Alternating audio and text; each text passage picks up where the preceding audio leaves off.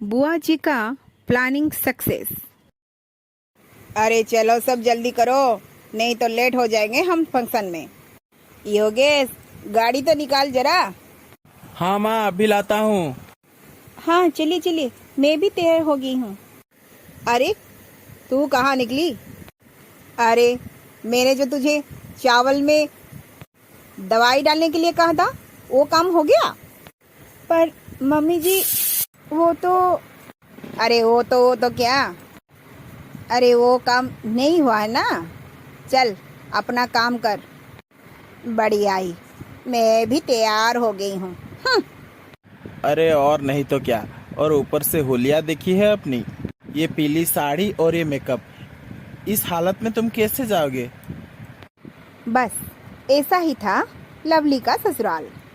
लो, lovely की किस्मत, शादी से पहले अपने मायके में उसकी भाभी उससे घर का सारा काम करवाती थी।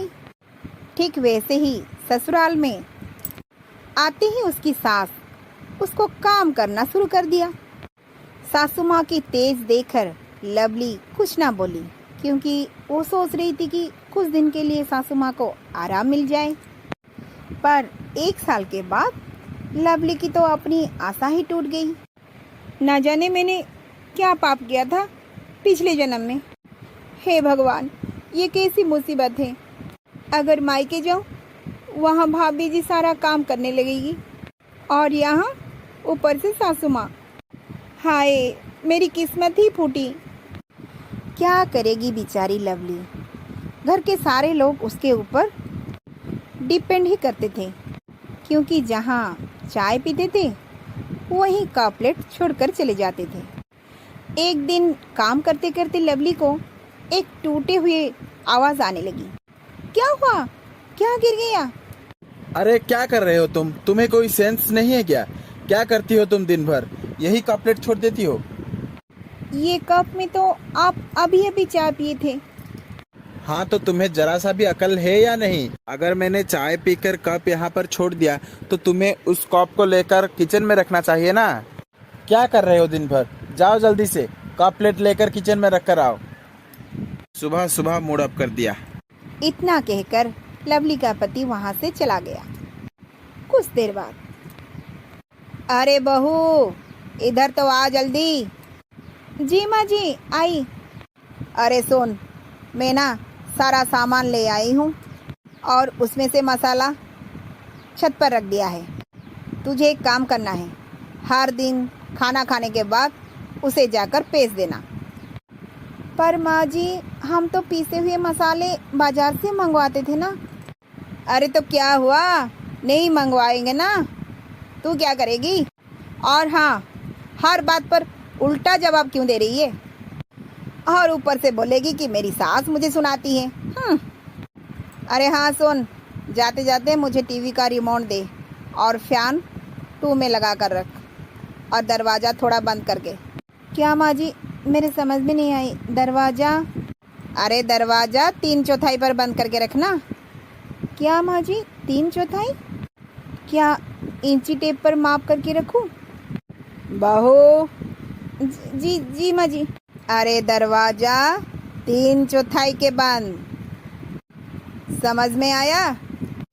और इसके बाद लवली के ऊपर घर का सारा काम थोप गया। पर एक दिन सासू माँ को एक फ़ोन आया।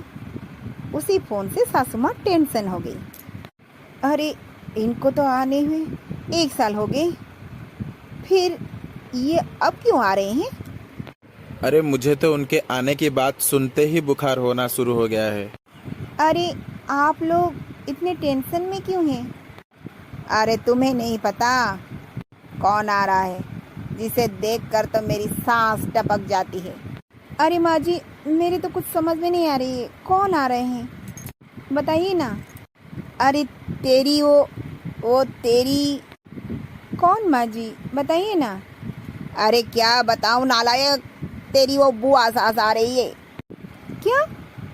आप इसके लिए इतना ड्रामा कर रही हैं? अरे मैंने तो कभी इनके बारे में सुना ही नहीं था। अरे हाँ, वो तो तेरी शादी में चारों धाम घूमने के लिए गई थी। अभी अभी आई है और मन कर लिया यहाँ आने के लिए। जा, उनके आने की तैयारी कर ले। और हाँ सुन, उसके सामने ज़्यादा बुआ जी मत करना। चुपचाप काम करके अपने कमरे में बैठ जाना, समझी? सीधी सादी बनने की नाटक मत करना, समझी? और अगले दिन सुबह बजने लगी टिंग टोंग और सामने खड़ी थी शोभा जी, लंबी चौड़ा, जिनकी आवाज़ तो बड़ी कड़वा थी। ये बात तो समझ में आया जब वो बोली, अरे चिक्कू बेटा, उठा मेरा सामान। अरे अरे बुआ जी, मेरा नाम योगेश है। ये चिक्कू क्या होता है? अरे तू नहीं समझेगा, तू तो मेरे लिए चिक्कू है, चिक्कू। अरे ये बड़ी नाम मैं बुला नहीं पाऊंगी, समझी? इतना कहकर शोभा जी घर में प्रवेश करते हैं। अरे घर तो बस ठीक ठाक लग रहा है लक्ष्मी, पर ये तो तेरे बस की नहीं है। ये सब तेरी बहू ही की होगी। नहीं नहीं बुआ जी, ऐसी कोई बात नहीं है। अरे बहू, तू जानती नहीं है तेरी सास को, एक नंबर की कामचोर है। खैर इधर आ बहू, जरा बैठ तो मेरे पास। वाह, कितनी प्यारी है हमारी बहू। पर बहू, ये तेरे पल्लू क्यों रे लक्ष्मी? बहू को अपने सर पर इतना पल्लू रखने के लिए कहा दिया, पर ये सब इस जमाने में, वो क्या है ना, हमारे जमाने में तो ये सब चलता था ना। अरे क्या लक्ष्मी, तेरी जमाने की बात छोड़। देख बहू, ये सब आज से नहीं चलेगा। ये पल्लू निकाल, और तुझे ये साड़ी वाड़ी पसंद नहीं है तो सूट जीन्स पहन लिया कर। अरे तेरी मायके में क्या थोड़ी साड़ी पहनती है तू? नहीं बुआ जी, वैसे मैं साड़ी में ठीक हूँ। अरे कोई बात नहीं बहू, तू अपनी सास की बात से ये सब पहन रही है, पर आगे चलकर तू इससे बहुत चिड़चिड़ा हो जाएगी। अरे तुझे तो फिर कंफर्टेबल में रहना है ना, मेरी बात मान, सूट पहन लिया कर। और रही तेरी सास की बात, उससे तो मैं समझ लूंगी। हाँ, जी बुआ जी, मैं अभी आई। अरे दीदी, ये क्या, आप तो ऐसे लवली को बिल्कुल बिगाड़ ही देंगी। देख लक्ष्मी, मुझे तो पता है तू क्या कहना चाहती है, पर मेरी बात याद रखना। बहू को परेशानी में रखकर तू खुश रहेगी क्या? और रही बहू की बिगड़ने की बात, अरे तू अपने बेटे को देख, उसकी कमरे में से सिगरेट की बदबू आ रही है। अरे अपने बहू से ज़्यादा अपने बेटे पर नज़र रख। जी दीदी। फिर कुछ दिन के बाद शोभा जी देखते हैं कि लक्ष्मी पैर के ऊपर पैर रखकर टीवी देखती है और लवली घर का सारा काम करती है। भला ये क्या बात हुई? लवली घर का सारा काम करती है और ये लोग इसकी कदर भी नहीं करते हैं। अब मुझे ही कुछ करना पड़ेगा। उसी दिन शाम को शोभा जी अपने कमरे में लवली को बुलाते हैं और उससे कहते हैं, सुन बेटा, ऐसे तो लगता है जैसे तू घर का सारा काम करने के लिए यहाँ आई है। सच सच बता, तू यहाँ क्या खुश है? हाँ बुआ जी, मैं यहाँ खुश हूँ।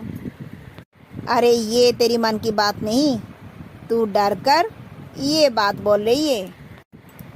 अरे बोल बेटा, मैं हूँ ना तुम्हारे साथ, मैं तेरी मन की बात समझूंगी, मुझसे तो बोल। वो क्या है ना बुआ जी, क्या बताऊँ, यहाँ सब लोग अच्छे हैं, पर कोई काम करने के लिए तैयार नहीं। मुझे घर का सारा काम अकेली करनी पड़ती है, जबकि खुद की चीज़ उठाते भी नहीं है। पता है बुआ जी, एक दिन कप टूट गया तो योगेश जी ने मुझे तो बहुत कुछ सुना दिया। बस लवली, इनको तो मैं देख लूंगी। तो बस मैं जैसा जैसा कहती हूँ वैसा वैसा कर।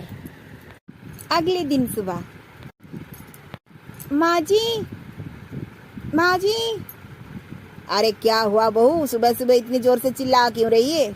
नहीं माँ जी, वो क्या है ना, मैं बाजार गई थी तो मेरी पैर मुड़ गया, मैं गिर गई। क्या? अरे कहीं लगी है क्या तुझे? हाँ माँ जी, पैरों में। एनीवे, वो क्या है ना, पैर में इतना चोट है कि मैं घर का काम कुछ भी नहीं कर पाऊंगी। मुझे तो चिंता है कि मैं बुआ जी की सेवा कैसे करूंगी। ओहो, ठीक है, मैं देखती हूँ। अरे वो हमारे पुराने मेड को बुला लेते हैं। अरे कोई ज़रूरत नहीं लक्ष्मी, अरे मैं हूँ ना, मैं तेरी मदद कर लूँगी। तू और मैं मिलजुल कर काम कर लेंगे। बहू की पैर में चोट है तो क्या हुआ, उसे आराम करने दे।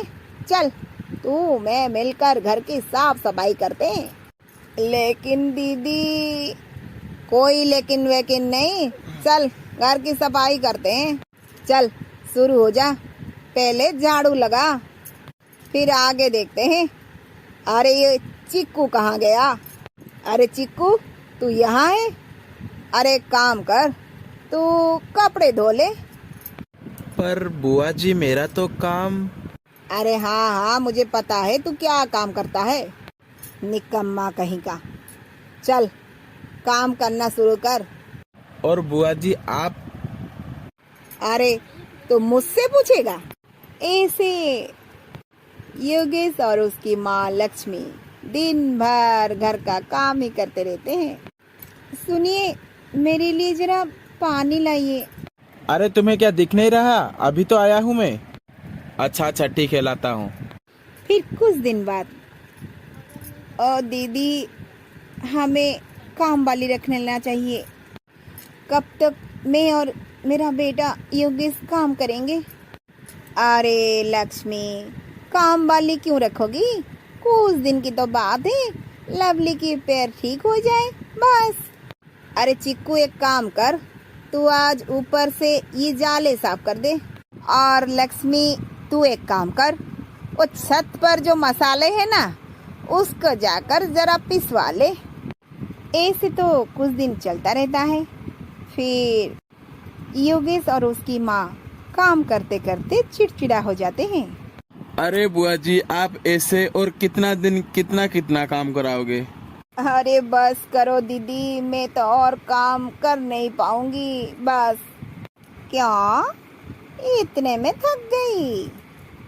अरे सोच तो जरा, तेरी लवली बहू दिन भर अकेली जो काम करती रहती है उसका क्या। अरे तुम लोग तो अपनी कप उठाकर भी नहीं रख सकते, बेचारी लवली बहू। और ये सब तुम लोग 1 साल से कर रहे हो? अरे ये सी नई नवेली दुल्हन को कोई ऐसा क्या काम करवाता है? क्यों लक्ष्मी? देखो, तुम लोगों को तो 1 ही हफ्ता हुआ ही नहीं है ये काम करते करते, और तुम लोग मेरे ऊपर बरस गए। अरे तुम लोग तो सोचो जरा, वो भी तो बहू है इस घर की, ना कि रोबोट है। अरे कोई भी अपना पर्सनल काम तो खुद कर सकता है, क्यों चिक्को? हाँ हाँ ठीक है बुआ जी, मैं आगे से अपना काम जरूर करूँगा। मैं भी दीदी आगे से लवली के साथ काम पर हाथ बंटवाऊंगी। ऐसे लवली की बुआ जी ने अपनी प्लान से लक्ष्मी जी और योगेश जी को सबक सिखाया।